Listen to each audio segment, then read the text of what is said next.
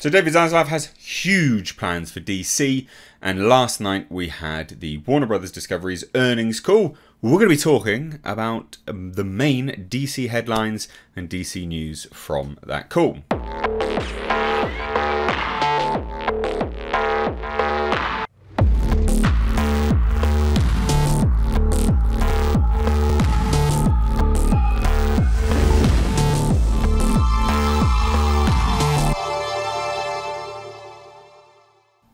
So, yeah, it was the earnings call, to be fair. There was a fair amount of stuff revealed on it, mainly this DC stuff, and then the other video I did today, which was them sort of counting David Zaslav, essentially saying, look, we need to focus on the stuff which made money. Harry Potter would work with that. We still got Lord of the Rings rights as well, even though that's confusing, because Embracer Group now own the rights as well, but whatever, never mind. We'll just sort of glide past that. But they've also spent some time focusing on DC. And the stuff which they've got to say about DC is great. Which should reassure a lot of people, but also throws some muddiness to the water as well. So there was comments on how Batman, the sequel, you know, The Batman, there's going to be a follow-up to that. So that was rumoured to be cancelled, but now that's looking to be confirmed once again.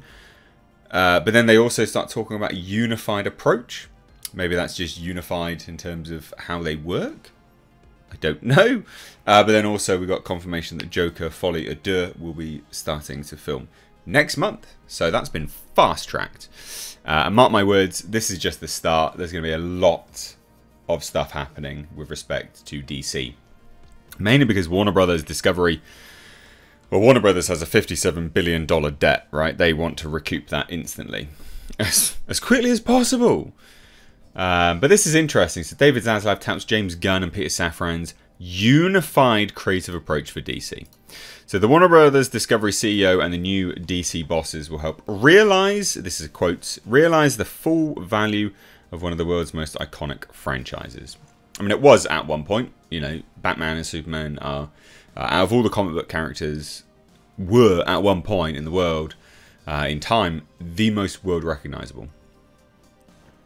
So anyway, in August, Warner Brothers Discovery CEO David Zaslav declared that he would find leaders for DC who could create a 10-year plan for the comic book brand as he looked to the success of rival Marvel Studios. Good idea. They're a business. Look at what the market says, and you know, look at what the market has to sort of, you know, say to these approaches. Is it good? Yes. Does it make money? Yes. Cool. Let's replicate. At the time, it seemed like an unrealistic goal, but after a months-long search, Zaslav found those leaders with filmmaker James Gunn and producer Peter Safran beginning their tenures Tuesday as well, essentially co-chairs and co-CEOs of DC Studios. Interestingly, the first thing James Gunn did on Tuesday was tweet out a picture, a comic book panel of Superman, thus dunking again on Grace Randolph and saying that Henry Cavill doesn't have a contract, because yes, of course he does. I spent a lot of time over the past few months with James and Peter, Zaslav said. This is the investors call last night. They have a powerful vision and blueprint that will drive a more unified creative approach that will help enable us to realize the full value of one of the world's most iconic franchises. Of course, just, you know, to DC. The duo will now oversee film, TV and animation. They replace Walter Hamada, who obviously got the boot last week. So on the earnings call, Zaslav touted a number of DC projects, and this is where the confusion starts to arise, including the upcoming The Batman sequel starring Robert Pattinson. So this is more confirmation that is happening. I know friends of the channel, Midnight's Edge, seem to think that that's cancelled. I disagree. They're friends. I still don't have to agree with them on everything. So yeah, I think that this is confirmation that that's still happening. Joker Folie à Deux, which he said the film's basically begins filming next month. Interestingly, he also highlighted Blue Beetle. This is a film that most people thought was on the chopping block, but he was happy to talk about that. And he even said Angel Manuel Soto gave him a shout out for helming DC's first film centering on a Latino hero. The new era at DC comes after Zaslav made the controversial decision. The mainstream media outlets constantly touting this nonsense. It was a controversial decision to cancel Batgirl. According to Twitter, yeah, no one else gives a shit. In order to take a tax write-down. For a time, there were jitters that Blue Beetle originally conceived as an HBO Max film before being upgraded to a theatrical release, could be in danger, though sources at the time told The Hollywood Reporter the project was safe, and this seems to confirm that as well. So Zaslav noted on the call yesterday that Gunn is the only filmmaker to direct blockbuster movies of both Marvel and DC. He became an A-list director with Marvel's Guardians of the Galaxy and maintains a close relationship with Marvel Studios boss Kevin Feige, who Gunn has said was the first person he told after landing the job. Feige himself said, yeah, I'll be the first in line to see any project, basically. So here's what's happening, right? So DC just released Black Adam. It's not made money yet. It's grossed 254.7 million globally. It also has Shazam! Fury of the Gods, which is releasing March 17th. There's a huge gap between DC movies. Huge gap between DC movies there. So Shazam is the next film to release. That's on March 17th, 2023.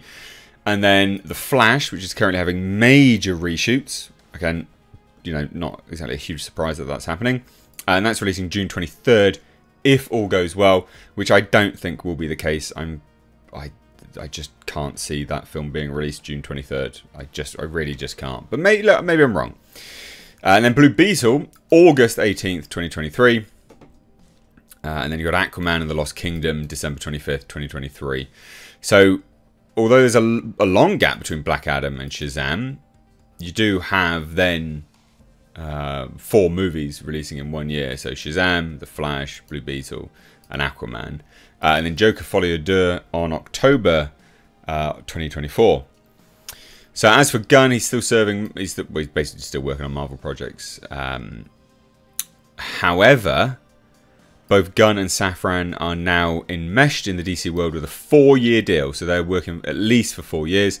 And Zaslav said they are hard at work right now. So they seem to have quite a good plan. This is confirming quite a few projects. I like the sound of this. I don't see why anyone would dislike the sound of this. This sounds good. Unified approach makes a lot of sense. But interestingly, we then had this released, and I don't care for this. This is absolutely going on the current trend of climate change. Aquaman and the Lost Kingdom star Jason Momoa shares new behind-the-scenes shots of Arthur Curry addressing the UN. And this is the shot here. Yeah. I don't know. I think this... whatever. I don't care. I literally don't care about this. We know what this is all going to be about. It's all going to be about climate change. Which, look, you know, regardless, whatever side of the spectrum you sit on with respect to that, no one's denying that, you know, climate change... Well, maybe some people are denying climate change, but I'm not denying climate change exists. I just don't really care for it in a superhero film. I think you could do something a bit more interesting. This, to me, reeks of creative bankruptcy when, you know, a company just latches onto the current thing that people are lobbying about. That's not creative. But anyway, there you have it, ladies and gents. What do you guys think? Let me know.